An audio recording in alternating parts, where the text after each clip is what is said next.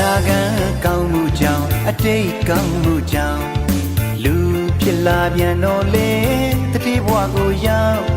ရွှေလင်းမန်းနဲ့အချင်းစီမင်းသွေးပမာရွှေရောင်တောင်းပညာသင်လဲမပူရမျက်နှာပန်းလာသူတရား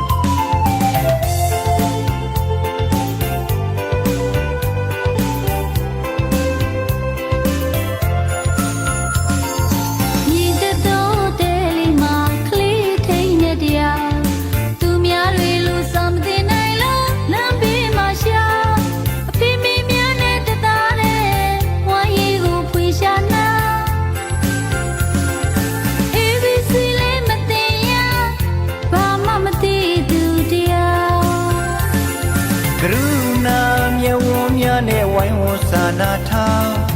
မေတ္တာတရားထားကြလို့ကြွေးပင်ပေါင်းပရာဟိတခေါ်ပန်းညံလေးမှလမ်းတော်မူသောပန်းတွေပေါင်းရွတ်နုညာရန်ကြပြစံထနံဒေါက်တာပီတိမျက်နာပိုင်ရှင်တွေအတွက်ပြုံးကိုစီယာပရာဟိတရဲ့မွန်မြတ်သောမေတ္တာစံရည်တပါ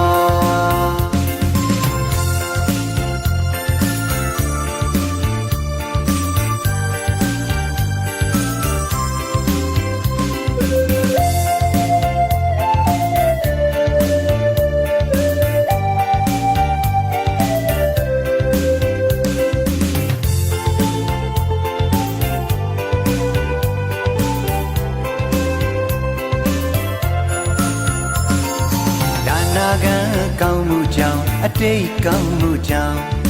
လူဖြစ်လာပြန်တော့လေတတိဘဝကိုရောက်ရွှေလင်းမန်းနဲ့အချင်းစီမင်းသွေးပမာရွှေရောင်တောင်းပညာသင်လဲမပူရမျက်နှာပန်းလာသူတရား